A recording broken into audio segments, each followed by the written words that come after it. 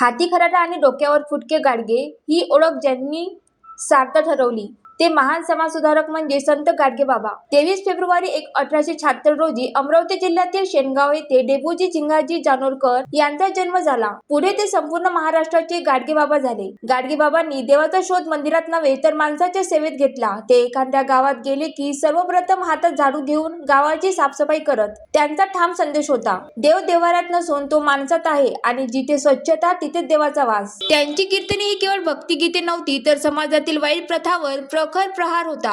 दारू जुगार याविरुद्ध त्यांनी व्यसनमुक्तीचा संदेश दिला। घरातील ताट विका पण मुलांना शिकवा म्हणत शिक्षणावर भर दिला। अंधश्रद्धा, प्राण्यांचे बळी आणि कर्मकांड याला त्यांनी कडाडून विरोध केला। त्याची साधी वऱ्हाडी भाषा लोकांच्या हृदयाला भिडत नसे।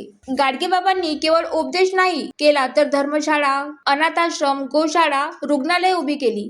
लोकांकडून निधी गोळा करूनही त्यांनी स्वतःसाठी कधी झोपडी देखील बांधली नाही। भुकेल्यांना अन्न द्या, तहानलेल्यांना पाणी द्या, उघड्यांना नांगड्यांना वस्त्र द्या, गरीब मुलांना शिक्षण द्या, बेघरांना निवारा द्या, अंधपंगूंना उपचार द्या, बेकारांना रोजगार द्या, मुंग्या प्राण्यांना अभय द्या, गरिबांचे विवाह लावून द्या, दुःखी लोकांना हिंमत द्या। 20 डिसेंबर 1956 रोजी या महान संतांचे निधन झाले। आजच्या स्वच्छ भारत अभियान ज्या विचारावर उभा आहे त्या विचाराचा पाया संत गाडगेबाबांनीच रचला होता। ज्वालादीप न्यूज करिता स्वप्नील जामनिक, मूर्तिजापूर।